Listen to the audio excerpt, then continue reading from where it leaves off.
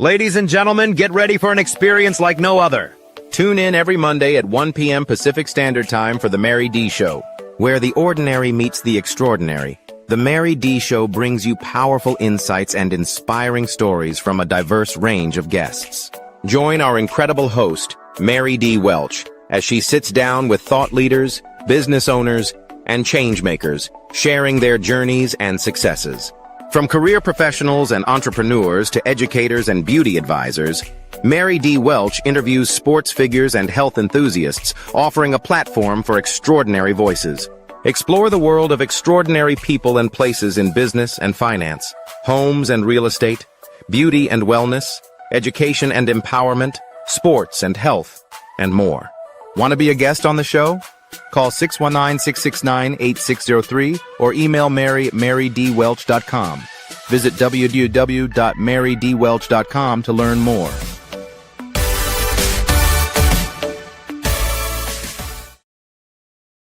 Hello, everybody, and welcome to the Mary D. Show. I cannot believe it has been a week. An entire week went by. So it just seemed like it's a blink of an eye, and here we are in another week. But welcome back to the show. I like to say hi to our live viewers. Hi, live viewers. Hi to our replay viewers. Hi, replay viewers. All of you matter.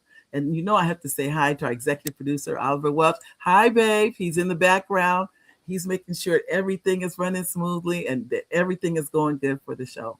So, ladies and gentlemen, Today, we have a special guest for you. This gentleman, I am so honored to have him on the show because I remember the day I saw the movie it's about his life and about his team. This is the movie. Many of you heard the movie Coach Carter. We have the gentleman he wrote the script and everything, but it's about his life and about his team. And they were from Richmond, California. So I'm going to read you his bio so you get an idea of just who we have on the show today. I'm very proud to have him. One of his quotes, average is just not good enough, period. When famed high school basketball coach Ken Carter literally locked his undefeated state playoff-bound team out of the gym and forced them to hit the books and stop counting on athletic potential as the only ticket out of a tough inner city life, he sent a powerful message. The film, Coach Carter, based on the lockout, starring Samuel L. Jackson as the coach, was just one more testimony to the strength of his convictions. At the podium, Coach Carter scores with hard-hitting advice about accountability, integrity, teamwork, and leadership to succeed both on and off the basketball court.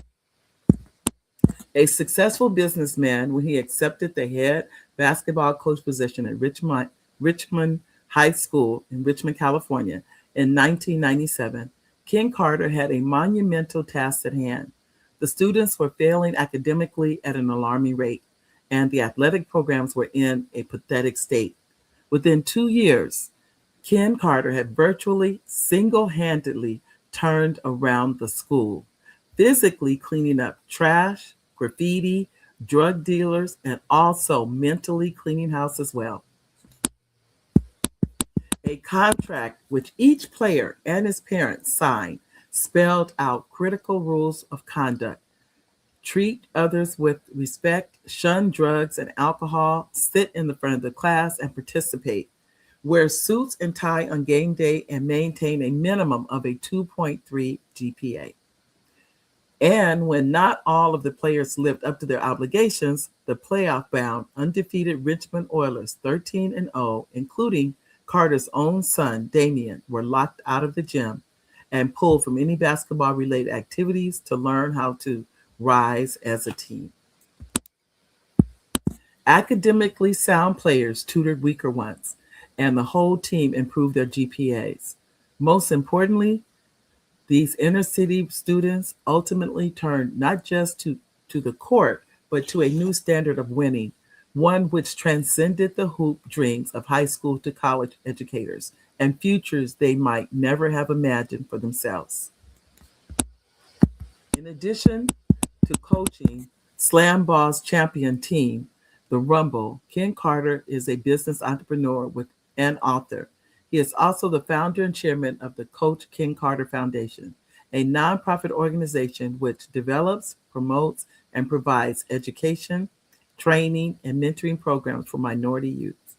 In 2002, he was selected to carry the Olympic torch for the San Francisco Bay Area, Richmond, California. Ladies and gentlemen, I like to bring to the stage today this wonderful gentleman, wonderful coach, just outstanding individual, Coach Carter. How you doing, young lady? How are you? I'm absolutely terrific. All right. As I'm reading that bio, I didn't know all this when I saw the movie. So I'm reading all this about you. I'm just like, wow, this is phenomenal. Why don't you tell the audience about yourself? I know I just read about you, but you were in business and you became a coach. How does that work? Well, the business allowed me to become the coach because I was, I had the time. Really, I didn't have the time. I was operating 5 different businesses at the time, and had just purchased the mall. And but my son happened to be going to a private school, just like the movie. And my old coach just kept telling me, "We want you to come back and coach. We need you to help the boys." And I always sent money. And even though the school was just 5 miles from my business, I hadn't been back to the school in over 15 years. Yeah. It's been a long since I know that feeling. Mm-hmm. Yeah. And so, he was a freshman, and I decided to take the job at Richmond High School. My old coach called me back, and wouldn't you know that my son will be playing against the old Richmond High team? The craziest thing ever. So it's just too many things fell into place, and I decided, well, I'll coach. And then my son decided he wanted to play for me because he has always played for me. And, he's a great student, great young man, very talented. And so he withdrew from the school and enrolled himself in Richmond High School. What? Oh, you didn't know? No, I did not. After I had paid the tuition. Wow. Yeah. So it was interesting. But you know what? He came in, and I believe in, letting people live their lives, because you only get one life, so you got to live it. Right. And so, I was a little concerned, honestly, because we had worked our way up from over a number of years to get to this place where I was now. And so I wanted the very best for my kids, like every parent wants the very best for their kids. Correct. And but he decided he wanted to come play for me, and that one of the greatest decisions we ever made. Wow.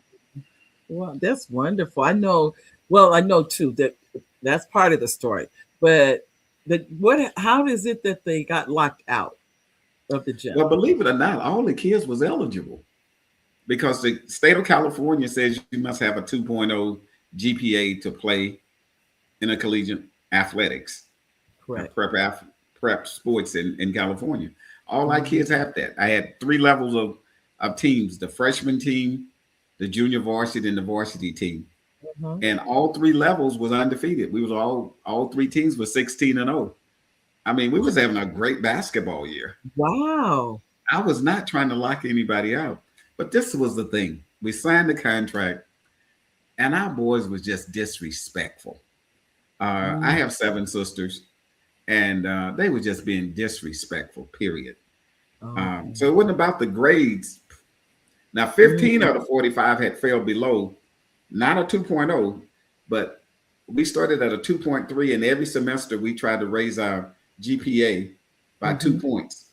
Right. Because, see, during that time, if you scored 800 on the SAT, your grade point average had to be like a 3.5 to get a Division I scholarship. But if your grade point is just a C plus or B, you only have to score like 1,000 on the SAT at that time to get an athletic scholarship. Wow. So it was easier to raise our GPA than try to score higher on the standard test. And so that was my goal, to just get their GPA up every semester and Right. challenge them. And therefore, by the time they became a senior, they would be at 3.5, every one of Wow. them. Wow. Well, I'm gonna So ask you. basketball was the hook. Yeah. Basketball was the hook. Education was the goal. So let me ask this. I know them kind of jumping ahead. Where are those guys now? I talk to them every night. I said I'm jumping ahead, but I'm just curious. I knew that there was still a relationship there. It had to Listen, be. I talk to them every night. And guess what? I even talk to their kids. Now, out of 45 boys, only 7 of them had dads in the home. So I was like their dad, period, hands down. I was just like their dad. I used to hug them all the time because I'm a hugger, right? And the toughest kid I've ever had, Chris Dixon, said, "Oh, coach, you won't be hugging on me." So I stopped hugging him for 2 weeks. Then he comes back and say, "Coach, you don't hug us. You don't love us no more." I said, "Why you say that? You don't hug us anymore." I'm not. I thought we just play like that. We really want to be hugged. And this is from one of the toughest kids ever.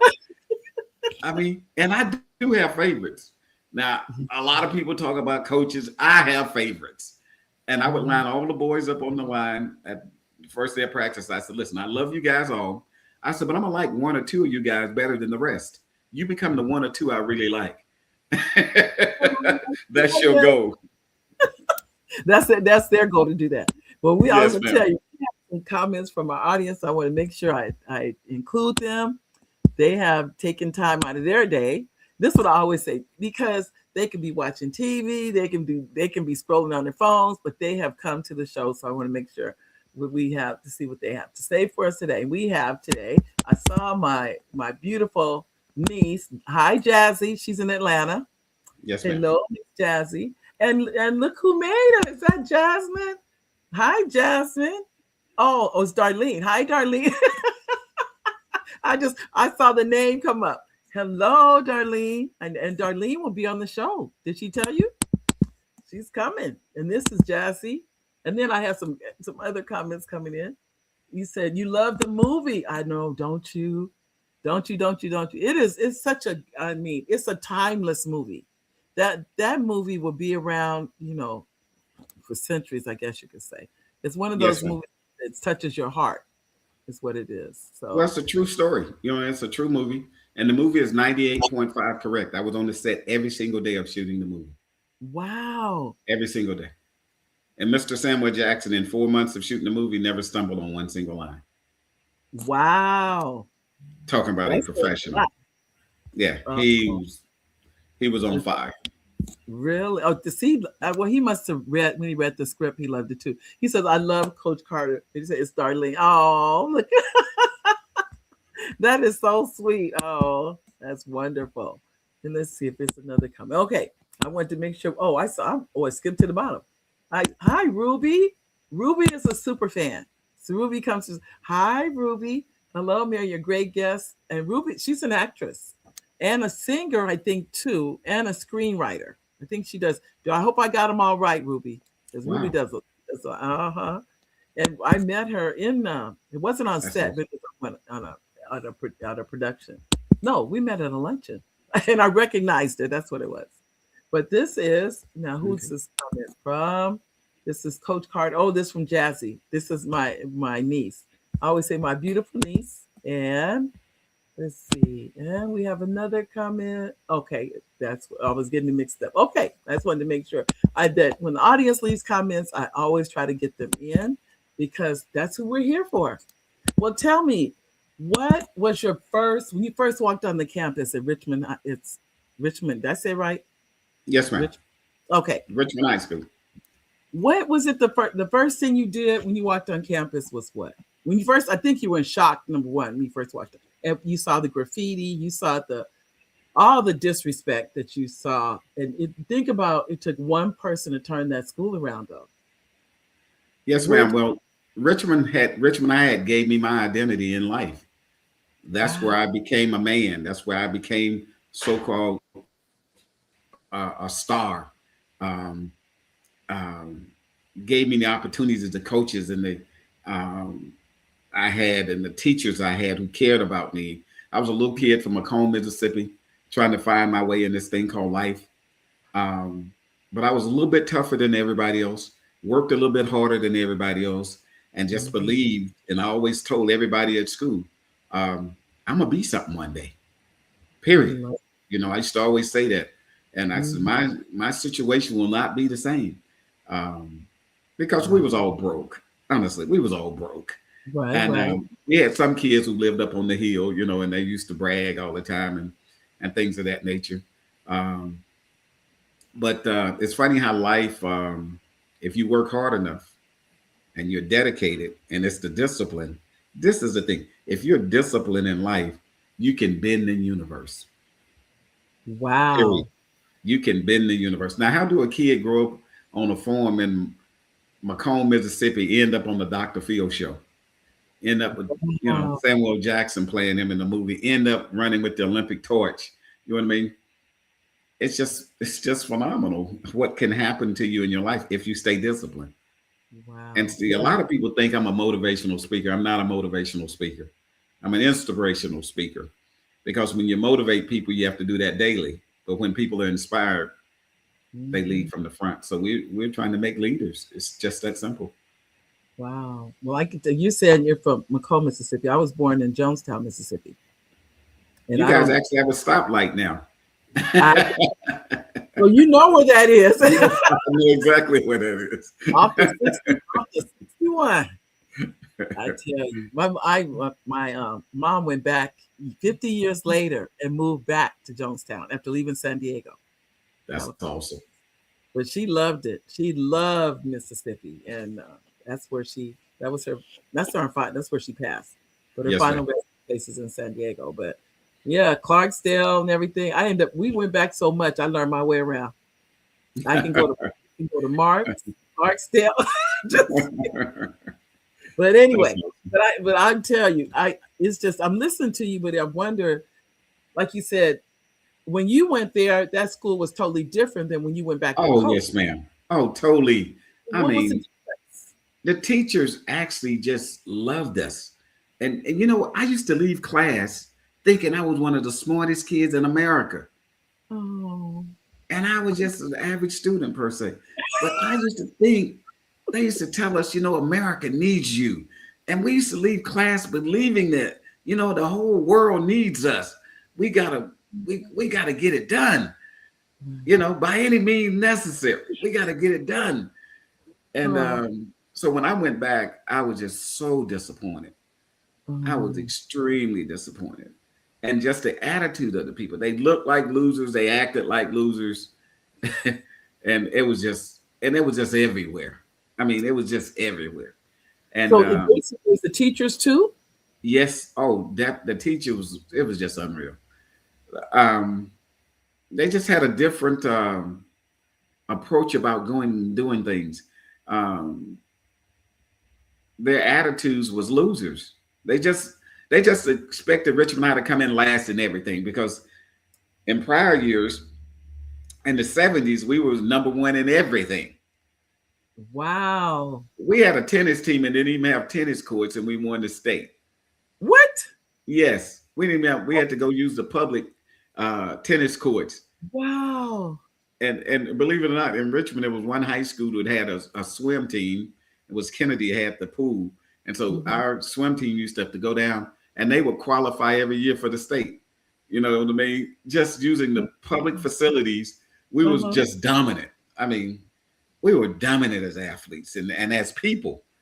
And people just think athletically, Richmond High, but we had some quality people.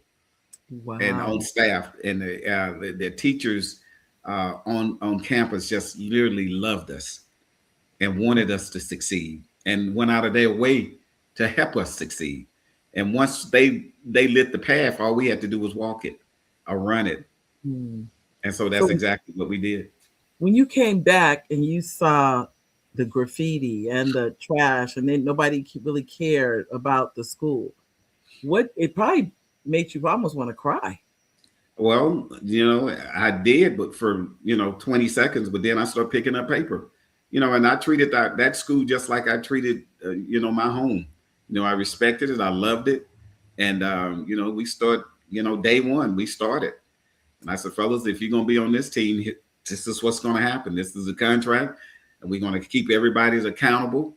And one thing I did that was pretty special, I gave each kid $100,000 on paper. So now to keep your $100,000, I owned a sporting goods store. So if you kept your $100,000, you got a new pair of Jordans. And so if kids keep their $100,000, they can't waste time. So they have to make their $67 per hour, $1.12 per minute.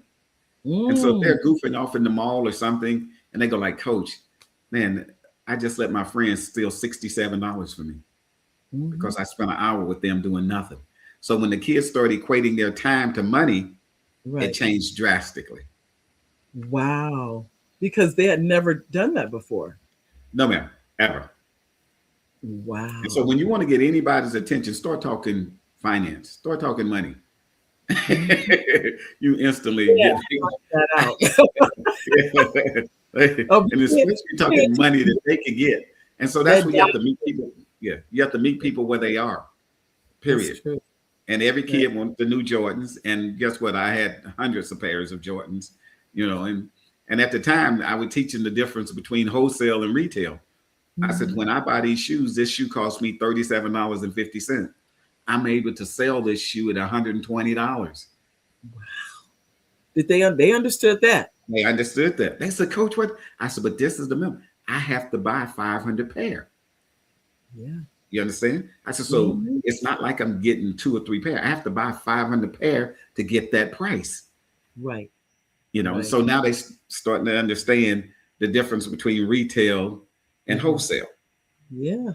This is real. And I'm going to assume that all of them have gone on their education and done well in life. That's my assumption. Yes, all the boys had girls, believe it or not. And the girls are better athletes than their dads. You're kidding. Yes. Oh, yes. Oh my goodness. So I visit colleges all around the country where these young ladies are there playing ball. And, when I show up, the coaches have so much respect for me. Even if they're not starting, they're starting that night. And they get a chance to shine. And I said, this is your moment. Now you got to go get it done. And everybody just stepped up, and we have some people that's doing extremely well. And what I'm really proud of the boys, they all are great fathers. Wow. They are terrific fathers. Do they attribute that to you? I wouldn't say that. I just think they know what it looks like, because even with my son, even though we would practice for 2.5 hours, I would take him to the other end of the court every practice and just spend 2 to 3 minutes with just me and him. And the kids would say, Coach, we were so jealous. Even though you just spent 2 to 3 hours with us, Damien got the extra 5 minutes. Yeah. You know what I mean? So it was kind of crazy. But at the time, they was tough, man. You couldn't tell them they weren't the toughest kids in America. And, we from Richmond, Richwood. And, so, but then if I remember correctly, the parents were not happy with you when you locked them out of the gym. Oh, not at all. Because this is the thing. It is real crazy. There's not a parent in America who don't want their kid to be successful. So for the very first time, their kids are in the newspaper. Their pictures are up in McDonald's. We was a talk of the town. Wow. And we look good out on the sporting goods store. So we had 6 sets of uniforms. So we weren't playing. Yeah. I'm like, hey, coming to our game is like going to a Diana Ross concert. Wow. If we weren't playing good in our red, I would call all my timeouts. We'd run in the locker room and change into our blue and come back out. Wow. So just psychologically, we would just do stuff, and the people would just go crazy. And now you're looking at years before I started coaching, there would be 50 people in the stands. Now you're looking at thousands of people in the stands. Wow. So if you didn't get a seat at halftime of the JV game, you weren't getting in a Richmond High game. Wow. We sold out. I can't imagine what that was. We were the hottest ticket ever. Listen, we had the governors, Snoop Dogg. We had all of them raging, all of them coming to our game. And we had the Golden State Warriors coming to our game. We were entertaining though. We were entertaining. And our band was awesome. And we had the very best dancers ever. You know what I mean? And we just made it extremely exciting, not somewhat exciting. The kids was extremely talented, and we just pushed. I just had the ability to push the right buttons at the right times, and they responded. Boy, did they respond! Now, what made you come up with the idea about making this into a movie? Well, what was I didn't. It was crazy. Now, at 7 years old, I told my mom, and I wrote my mom a note that they were going to make a movie about me. At 7. At 7. So that's the power of writing things down. Now, it only took Paramount 35 years to call me. But it took Abraham Lincoln 35 years to become president of the United States. It did. Yeah. And he lost more than he ever won. Yes. Hands down. So you have to stay persistent. That's the thing. And see, this is the greatest thing about this thing called life. You have to reset that preset. No matter where you start, it's how you finish. Wow. And at the time, I had no weapons in my arsenal at 7 years old. Had the ability to write. And I wrote my mama this note. And girl, we were so broke that when we passed by a bank, it set off the alarm. We were so But you know what? We were not broke, because that's no matter what. Hey, we was beyond broke. Listen, you have the have and the have-nots, and then there was the have-notiest. But one thing we had in our family, we were all well educated, got all well educated, and we had a whole lot of love. And I have 7 sisters and 1 brother, and I have the very best big brother in the world, and I have the very best big sister in the world. So I'm just a product of my family. Oh, that is wonderful. Let me see. I'm going to check and see if we have any more messages. I'm just like, wow. Oh, we do. And we have other messages. I had a feeling. I said, now we've been talking for a minute. I wanted to make sure I check to see.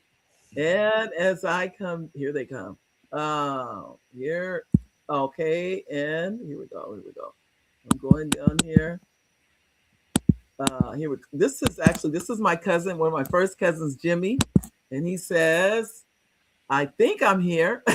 You're here, Jimmy. He says, hello, cousin. I love this true young Black man story encouraging us. Perfect gentleman to portray. Oh, that is wonderful. Hi, cousin. He's in Austin, Texas. So you have one cousin or my niece in Atlanta.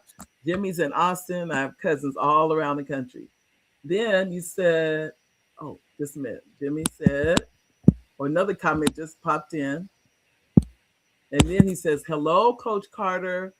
And he said, dedicated for sure.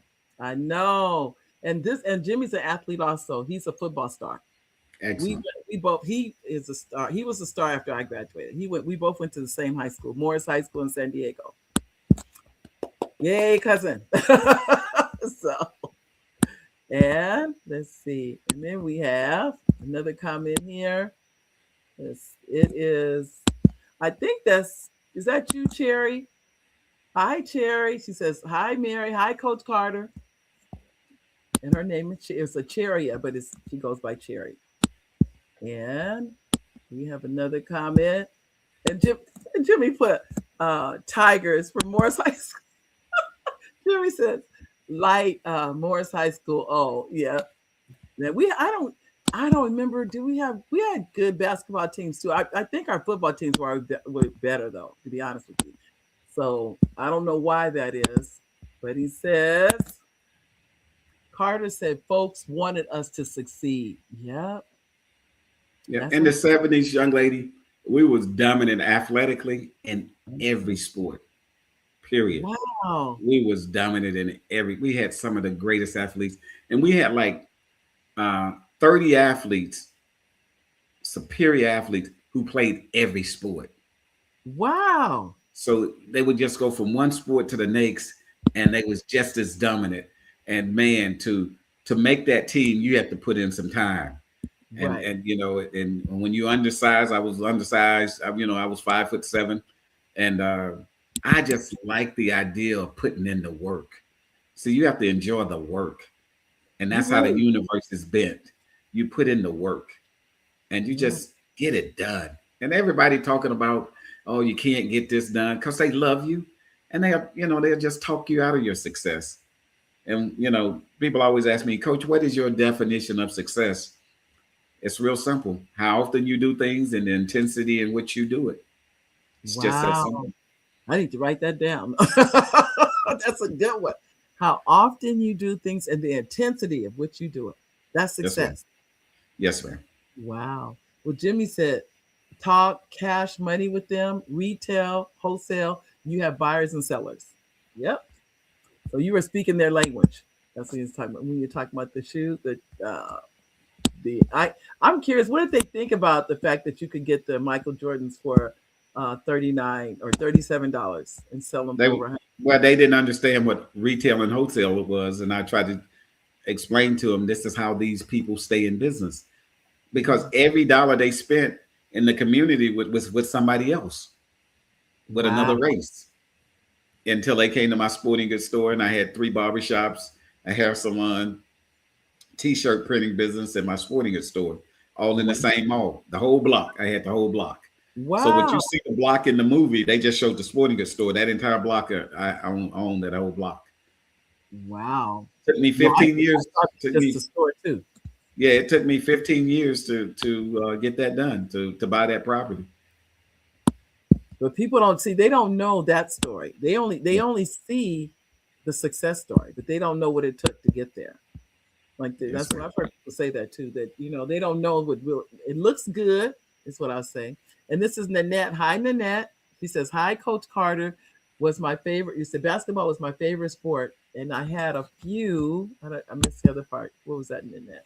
You had a few. Did I miss it? Or had a few teams she played on. That's what she wanted to say. This is and Nanette she's a super fan and she's my neighbor. She only lives 2 blocks from me. So that's really. And then Jimmy said, one stop light in Mississippi now. Wow. In Jonestown. Yes.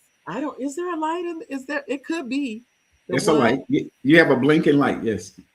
Oh, it must be near the courthouse or downtown. Yes, it's close to the courthouse. Yes. Yeah. That's the only place they could have one. I can't think of any place else they have one. Hey, that's a big traffic jam down there. Where they call it town. Yeah, I tell you. That's where my mother moved. She moved back to Jonestown. When I tell you she loved Jonestown, she loved Jonestown. But I understand. That's what. Hey, she's loyal to the soil. She definitely. She did. That's what she wanted to be. She went back. She spent 8 years there, and all she wanted to do was go fishing every day. That was her thing, except Sundays. She said if you fish on Sundays, you're liable to catch the devil. I think people are doing that daily.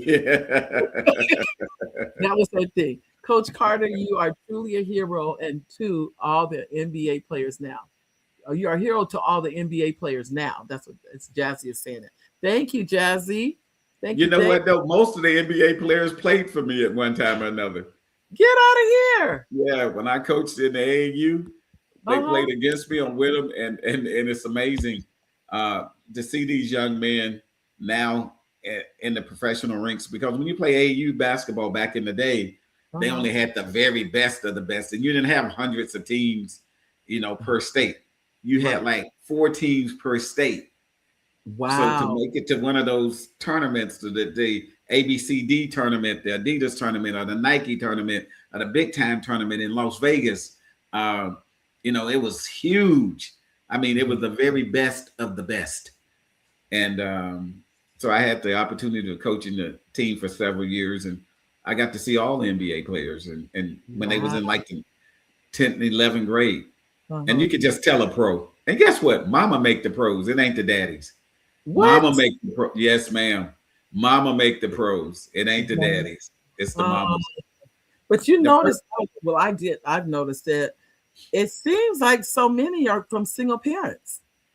Yes, but think about it now. When a kid gets the microphone and they've actually made it to the league, the first thing they say is, hi, mama. Mama. Yep. Period. Thank God for mamas. I don't want to say this never daddy, but rarely have I heard them say daddy. Rarely. It's almost always mama. Yep. hands down. You know what I mean? And mama make the pros, honestly, because she can say something to her son. And when I coached, I looked for the mama with the very best, baddest attitude ever, because I know her son, when I start to get in his case, he can handle the pressure. You know what I mean? And but we had some very unique parents when I coached at Richmond High School. They used to write me notes during the middle of the game. Oh yeah. Write notes? Yeah, during the middle of the game. Yeah. And God forbid you don't let their baby play as much as they think they should. You know, I'm going like, Mrs. Anderson, your baby is 6'7", 220 pounds. After 3 feet, no more baby. You know, but they go, Coach, that's my baby. And you know, when he comes home, I have to rub his legs. After he run 10 miles, he should be ready to go home and go to bed. My job was to make them so tired when they went home, they had to go to bed. That's why I gave them, that's why I gave them 1,000 push-ups, 1,000 sit-ups. Let's go. Suicides, let's go. And see, it's one thing. Push-ups and suicides will cure a bad attitude. Oh, yeah. Yes, ma'am. It will cure a bad attitude. Some people may not know what suicides are. Do you want to explain what suicides are? It's just what it sounds. When you get through running and you feel like dying. Just one. I know what they are. I used to have to do them, and that's when they said get on that line. You just, oh my God. And even if they touch the line, ma'am, I should say you didn't touch it. You got to start over. Let's go. Got 20 more. Yeah, even if they touch the line, you 20 more. Let's go. They used to, Coach, how many more we got to do? I said, you're going to run until I get tired. Let's go. Ooh. But ma'am, in the game, they were ready to play. They was conditioned mentally, physically, emotionally, and spiritually. They were ready to go. And man, we were entertaining, and we could just simply get it done. And we played hard. And we only played one way. We was on the gas all the time. Really? Coach Carter don't have no breaks. We on the gas all the time. That takes a lot. That takes a lot. But I played every kid every game, though. I'm not going to have you on the team if I don't play you. So I played all 15 kids every game. Now, when do a parent show up every single game? When they know their kid is going to play. That's right. Now, it's up to the kid how long he plays, but he's going to get his opportunity to play. That's good. Every coach doesn't do that. And I never substituted players. Ma'am, I let them substitute themselves. Because if I took you out of the game, you're probably not going back in the game. So that's it. But if you take yourself out, because if you play hard for like 3 minutes, that's all you could play. For me, you can play hard for me like 3 to 4 minutes, and you're tired. Right. So you come out, other guy goes in, he play his 2 to 3 minutes, he come out, you go back in, you play your 3-4 minutes, you come out, the other one go in, you know, and we just had the rotation. Everybody was going in, everybody was playing, and it was just pressure everywhere. We started pressing people when they got off the bus. Well, I'm trying to think. So they substituted themselves out. Yes, you didn't. I have never heard of that. Yes, ma'am. Yeah. Well, that's a lot of coaches. See, this is the thing. A lot of coaches coach basketball. That's what they do. Right. I'm a teacher. I teach basketball. That's the difference. Wow. That's the difference. They teach. I teach. They coach. Big difference. And all the rings came home with me. Okay. You're looking at the only coach in America who's never lost a game. What? Now, sometimes never lost a game. Now, sometimes the time runs out and we behind on the clock, but I don't consider that a loss. I'm like, what? We just pick the game up and carry on. Let's go. Oh my goodness! I tell you, but I can't imagine how those say young men having you as a role model. I know it affected their lives and their parents' life and anyone that was near you, because you're bringing so much positive energy. Man, my job was to get the dads back in the home, and I was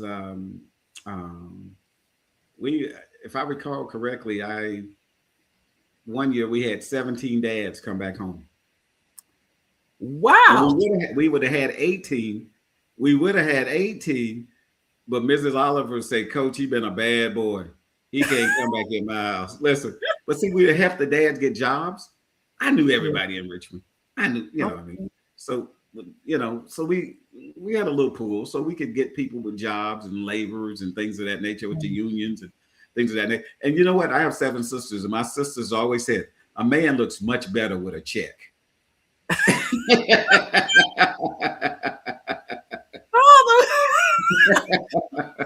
And so that just hearing that, you knew that's what a lot of them needed was a job.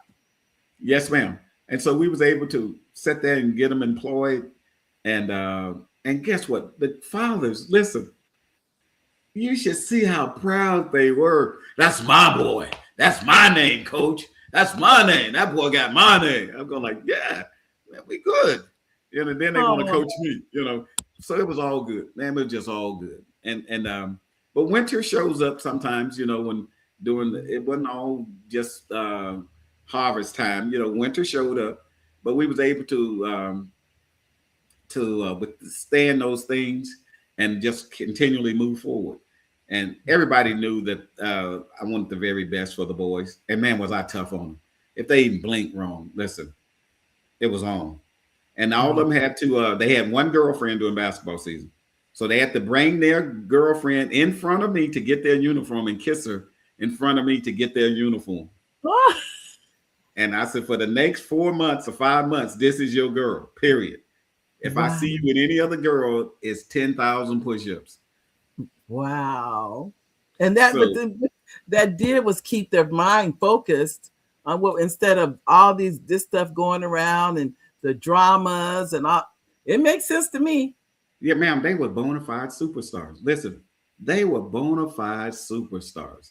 Wow. Pictures up in McDonald's. I mean, you couldn't imagine what was going on just during that time, because Richmond was losing at that time. And all of a sudden we win. We beat 4 of the top teams in the state of California. And not only did we beat them, we beat them. Wow. We ran them in the ground. And we would listen. We were just getting it done. And they were just, coach, you're just not happy. You're never satisfied with us. No, I'm not. Let's go. We got it done. Let's go. We're 6-0. I need to be 20-0. Let's go. Whoa. Let's get it done. And they showed up, ma'am, at 5 o'clock in the morning to get the extra work in. And they complain all the time, but they was always there. And I had one rule. The only reason you miss my practice is you die. Period. Wow. So you there. That was it. I don't care about your grandmama, sister, brother. Listen, you got to be at practice. Because when you give people wiggle room, guess what they do? They wiggle. Mm-hmm. So when there's no wiggle room. You got it right. I want to say hi. This is Dr. V. Cal. Hi, Dr. V. Cal. She came in and she has a couple of messages. And Jimmy has a comment. Jimmy said, a teacher, not a coach, though, likes no losses. We pick the game up and keep it moving. Yep. All right, Jimmy. And Jimmy knows. When I think, because I was an athlete, and you get that competitive spirit goes with you in the corporate world too. It transcends all that. You're still competitive, even though you're in a different, arena. That competitiveness is right there with you. You're still competing. I don't think it ever goes away. I don't think so. I think it's just. Ma'am, I'm telling you, that's the same thing. I took the same attitude when I went to. I didn't have an agent when I went to Hollywood. I had no agent. Wow. Listen, you just show up and get it done. Wow. I've been preparing for 35 years. I was ready. But you didn't know anybody when you went to Hollywood? No. That's amazing. No agent, no nothing. Got one of the best deals ever, and got the movie named after me. Put all my family in the movie, all my players in the movie, and got Mr. Samuel Jackson. Wow! When he read the script, he signed on as soon as he read it. Oh, everybody had heard about the story. Yes, ma'am. Pretty much. His wife liked the story too. See, that's the other thing. His wife liked the story too. Oh, okay. So that was really, really good, and because Mr. Jackson, hands down, was just outstanding when it came to the young actors. Or Shanti, her very first time. Right. Channing Tatum, very first time. Robert Rashad, very first time in every movie. So all these people were new. And Sam was like on the job training. I mean, he was like a temp agency. He was training on the job. Wow. And they knew they had to know their lines because they didn't know their lines. I fired them instantly. You got to go. No, you didn't. Oh, hands down. They got to go. What? Yes, ma'am. You got to go. Listen, period. Listen, because there's so many other people standing right in line waiting. Yeah. So they knew it was on. And you know what, we was 6 weeks ahead of schedule. And I think we were 8 million under budget. Wow. And so we used all that money for advertising. Wow. Yeah. So that's why when you're on Christmas Day, me, Sam, are sitting next to Prince and they doing a commercial. It was awesome. Oh my goodness. I just can't imagine that. How was that for your family when you're going through all of, I mean, the movies, premieres, Hollywood? How did that affect your family? Maybe it didn't. I don't know. No, we just good old country people. But boy, my sisters enjoyed it. Oh my God. Paramount brought them down, and for 3 days, and ma'am, on you know, when they showed the premiere, the line leading into the auditorium there, it was just phenomenal. It took my sisters like 2 hours to move, 20 yards. Because it was just that's the sisters. They was taking pictures. It was amazing. It was so good to see those little country girls walking around. I used to see them with no shoes on, no makeup, no nothing, and they just glamored. Oh my God, they felt pretty. You feel me? It's something with a woman when she feels pretty. You know what I mean? And it was just an amazing night for us. And for the Carter family, and man, it went extremely well. Oh, it sounds like it was like magical. That's what it sounds. Yes. Like. Can you imagine? I mean, it was phenomenal. Yeah, you on Hollywood Boulevard. All the street blocked off. The helicopters. I mean, can you imagine? It was I can't imagine. It seems like unimaginable. I'll say that to do that. And then and we knew just from the dailies and the way the dailies came back, and when they had put the film together, just the response from the people who had actually seen the movie that they did the trial runs on, right? They was just phenomenal. So we know we had a #1 movie, and we said that from day one. From day one, we was always saying, this is going to be a #1 because you don't shoot movies in sequence. So they shoot them, out of sequence. Right. And one of the first scenes we shot was Junior Battle's mother coming into my store to put him back on the team. Oh. And man, everybody was crying, and it was just amazing. Oh. And it was, the very best shot. That scene that they showed in the movie was great, but it was another scene that they let Sam kind of freelance on, and I just knew that was a money shot, but they ended up using that one. But they didn't use the shot I thought they should have used, right. But it was phenomenal. The movie was. I mean, it's still being played. It's not like it's ever gone away. That's how in our if I can go right now and go watch it, that's what I'm saying. Man, I'm catching the flight the other day, and guess what was showing on the screen? Coach Carter. Are you serious? Yeah, they show it everywhere. Every cruise I ever went on, they show it everywhere. Every country I go to, they show it. I'm telling, it's a timeless. It's just timeless.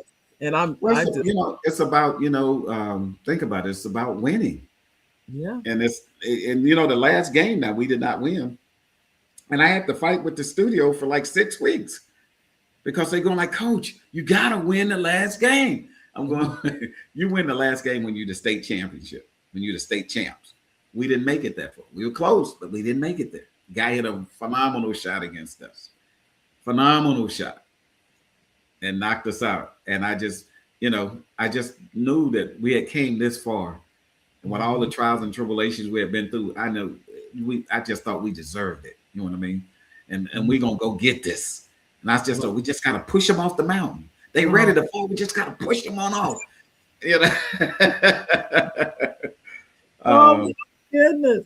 But and I don't have to even tell you, the lessons that are ingrained in them are so powerful, and they are following them the rest of their lives. That is worth more than winning any game. And who they are as people, and who you help mold them to be. And like you said, to show them what does it take to be a man in our society, and to bring 17 fathers back home. I still didn't. I never knew that part of the story at all. But you know what? I interviewed, when I would talk to the dads, right? And I was saying, if this would have been your daughter when you came back, a lot of them wouldn't answer the question. But since it was a son and he had their last name, because all of them would say the same thing. That boy got my last name. He got my name. I'm going like, listen, the proud as could be. Yeah. Proud as could be. But like you said, if it's your daughter, what did they say about? They said no. Some of them would say, it was questionable if they would have came back home. But since it was that boy, he had his name. Yeah. And it was just amazing. And like I say, I just took this from my own family. My sisters always said a man looks so much better with a check. So we were able to get them employed. I don't care what anybody say. They tell them the truth. I don't care. So we was able to get the families back, and we was able to mend some families back together, because I'm family orientated, and my whole family, we just one big old family. And my mom passed just recently, and she was responsible for 150 people on this planet. Well, I'm sorry. 150 people my mom was responsible for being on this planet. What? 5 generations. Wow. She was 97 years old. Phenomenal woman. Absolutely phenomenal. Did everything she could for her kids. I mean, absolutely phenomenal.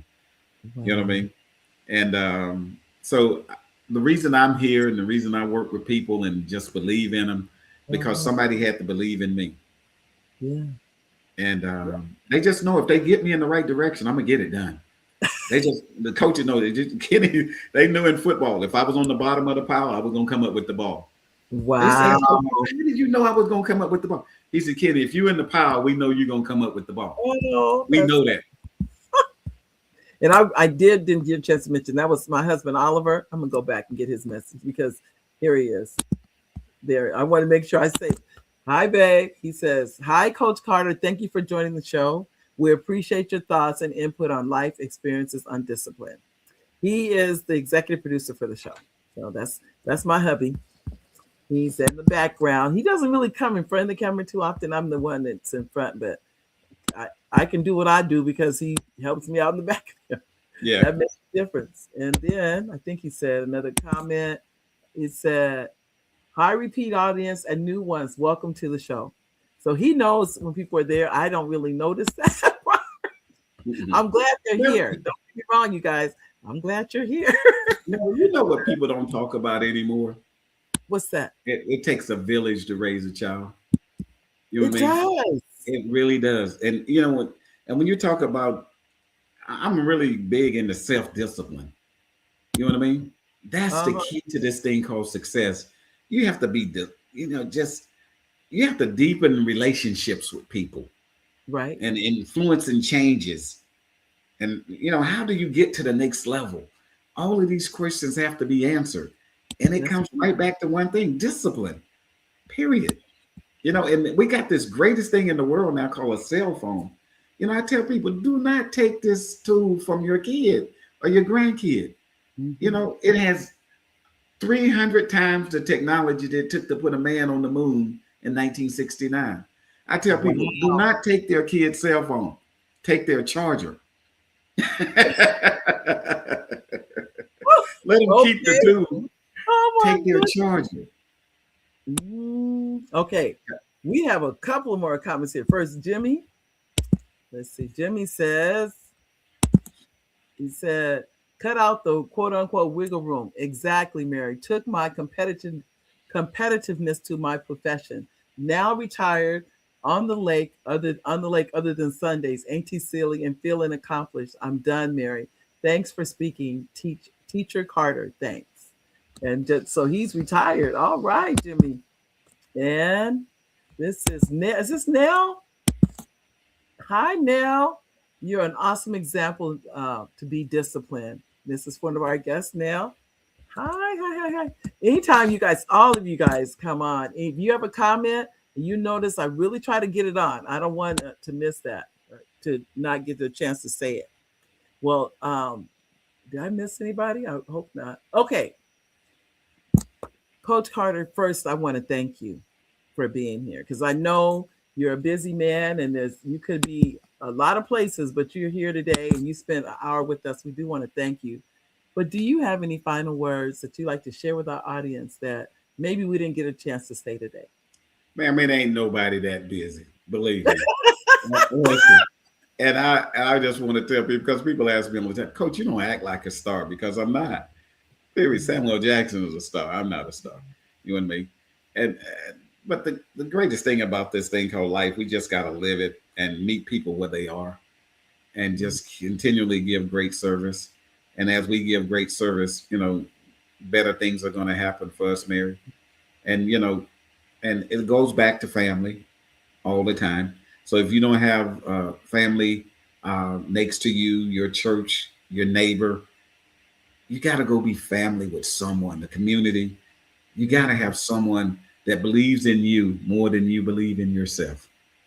Wow. Period. Because that's what makes all the difference. And the little boys in Richmond during that time, even with the police and everything, they said, I'm going to call Coach Carter. They just believe I could do anything. Oh. They just believed I could do it. Even today, they just believe I could do anything. Oh, yeah. And when I showed up, things had to change. Just period. You know what I mean? And so when kids feel they have somebody who have their back, they'll respond and they'll take more chances.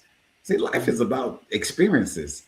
And so you got to have these experiences. And when you're talking about experiences, comes back again to this thing called discipline. And I think Martin Luther King said it best. He said, not all of us can become famous, but each and every one of us can become great, because greatness is defined by the service that we give to others. We just got to continually give great service. Wow. Oh, I love that. That's beautiful. Well, as I said before, though you said you're not that busy, the fact that you still took time to come, it means a lot. It means a lot to our audience. They showed up today. That tells you they're interested in the things you have to say. They want to know. I mean, it's not every day we meet. Like you said, you may not consider yourself a star, but we consider you a star. Just know that we do. And your story will be told for, centuries. But like you said, it's a story of discipline.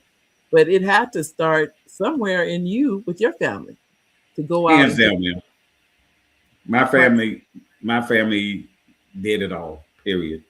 Like I say, I got the greatest big brother in the world and the greatest big sister in the world. And I just never wanted to disappoint them, period. Wow. That's a blessing. That's for sure.